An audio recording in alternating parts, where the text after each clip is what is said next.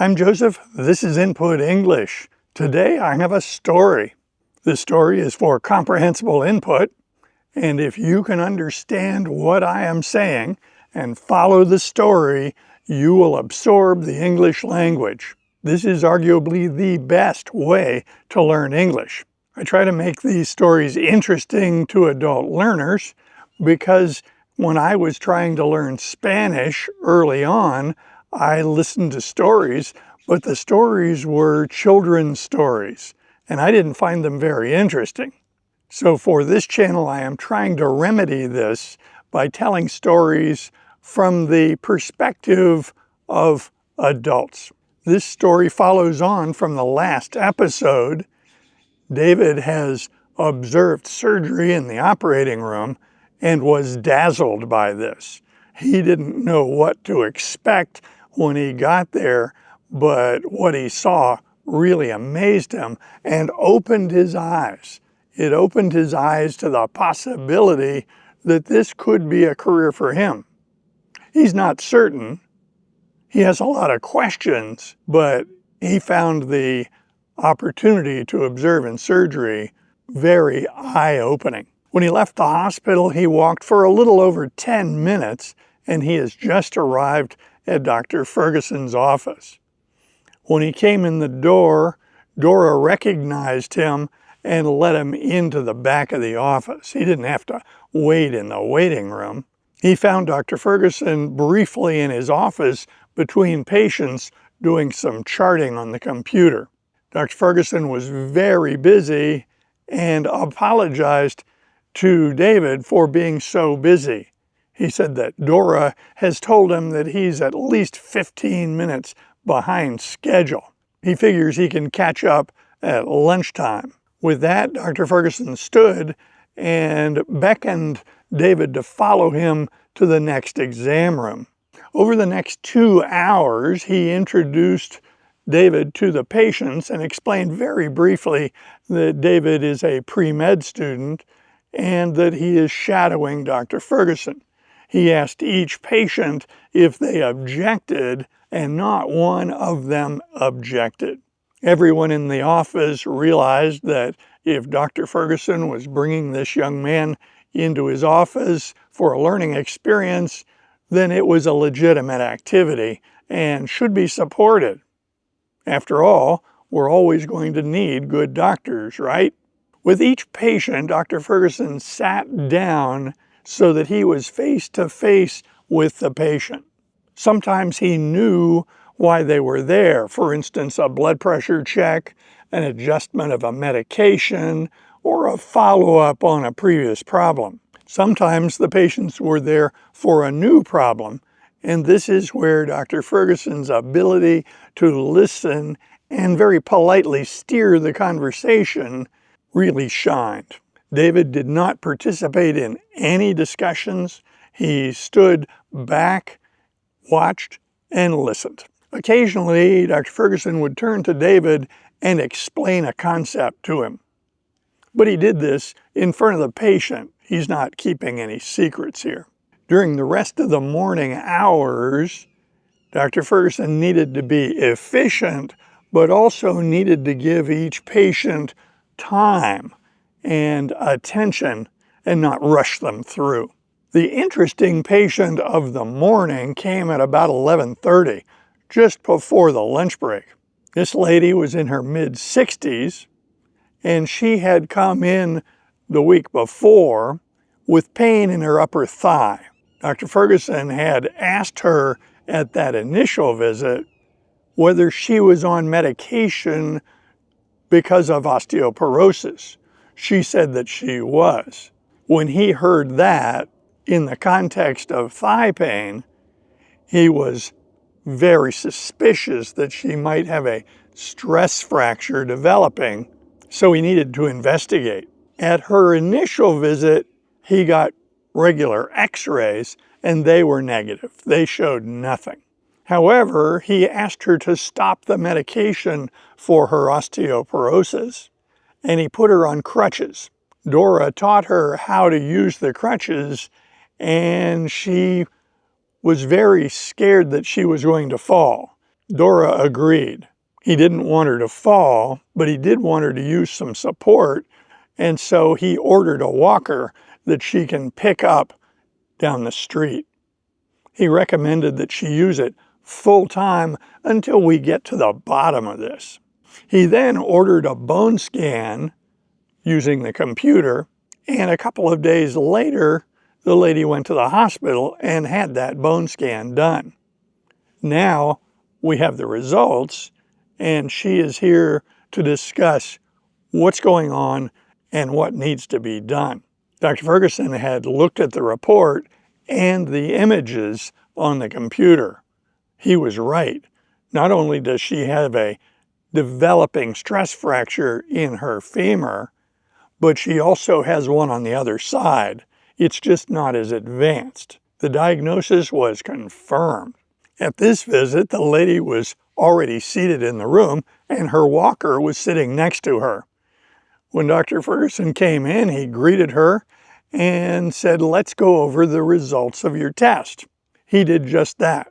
He pointed to the image on the computer that showed the hot spot, the area of increased bone activity created by this developing stress fracture. He explained that he would like to avoid any surgical treatment if possible, and that's why he took her off the medication and put her on the walker.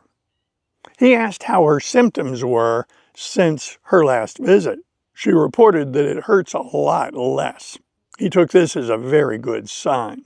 He explained that if this wasn't caught in time, the bone would break, and then that would require surgical treatment. Hopefully, with stopping the medication and protecting her weight bearing, this can heal.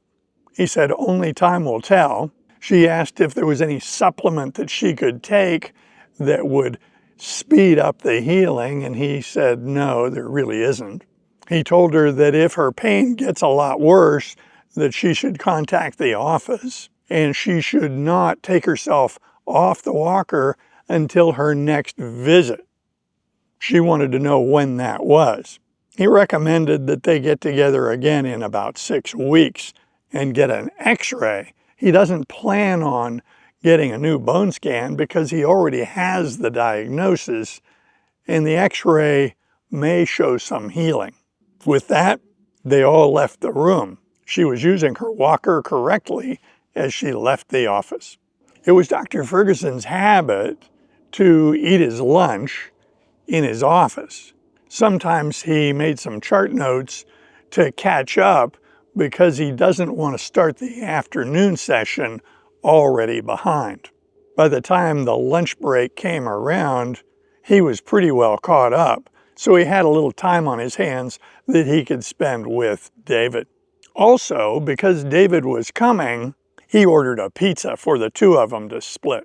He doesn't eat much pizza, but this is a special occasion. He is a guest in the office, so on this special occasion, he ordered a pizza. It was covered with vegetables. While the two of them ate, they talked, and Dr. Ferguson wanted to know what David thought about the operating room. What did he think about Dr. Wilson? On that subject, David was very frank. He said, "He doesn't talk very much." Dr. Ferguson said, "No, he doesn't. He is very taciturn. He says what is necessary. He's mostly all business, and he doesn't talk very much." That makes some people nervous, but I find it quite acceptable. He's a professional, he does his job, and he doesn't run his mouth. He then asked what David thought about the surgery. David said, "I was amazed. He knew exactly what he was going to do, and he did it very quickly. No one was standing around scratching their head.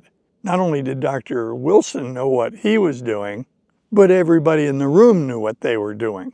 He didn't have to give any detailed explanations to any of the staff. The x-ray technician made the x-rays, they looked at them, and then they kept moving.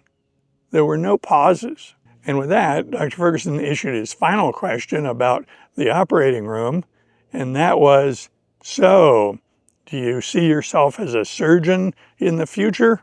To this, David gave a definite maybe. David said, I could see that it would be very interesting and very fulfilling, but I don't know. Dr. Ferguson said, that's the right answer. You can be interested in something without committing at this early stage. We have to have a perspective here. You're just starting your pre-med phase of your education. The afternoon session in Dr. Ferguson's office lasted from 1 in the afternoon until 5. He saw a variety of different patients for a variety of different issues.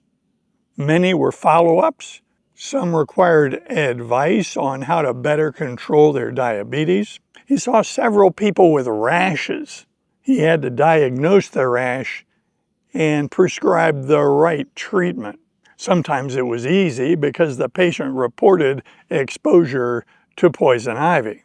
Other times it wasn't quite that easy. As an aside, talking to David, he said if you're in primary care, you have to be fairly good with dermatologic problems because they're super common. He also saw a bunch of sports-related visits.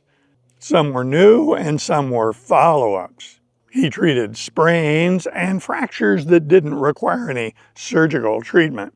At the end of the day, as Dr. Ferguson was finishing up his chart notes, he turned to David and asked if he had any questions or thoughts that he wanted to discuss.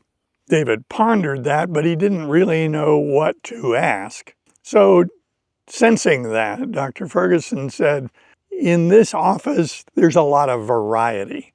No two patients are alike. Some of the problems are fairly similar, but no two patients are alike. One of the things I like is the variety. The other thing I like is I'm face to face with a patient, eyeball to eyeball, working through these problems, trying to help them. He continued, medicine has a lot of different opportunities. You might find yourself as a radiologist sitting in an office just looking at images every day. Often these radiologists have little or no contact with the patients. You can take that even further with pathology. Both of these fields are very intellectual, very repetitious, and without any face-to-face contact with the patient. He said, I thought of both of those fields early on, but realized that I really wanted more contact with people.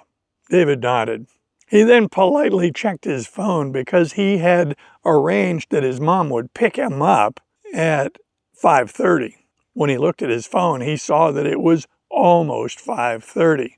Seeing the time, he stood and thanked Dr. Ferguson for the opportunity. He thanked him for arranging the visit to the operating room and extending this opportunity to visit his office.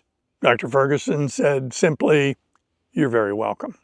With that, David excused himself and stepped out of the office and made his way to the front door. He waved to Dora on his way out. Once outside the front door of the office, he saw his mom sitting in the car, so he waved to her and headed for the passenger side. On the way home, he related some of his dazzling experiences of this eventful day. I invite comments below, and if you like videos like this, be sure to click on this one next. See you soon.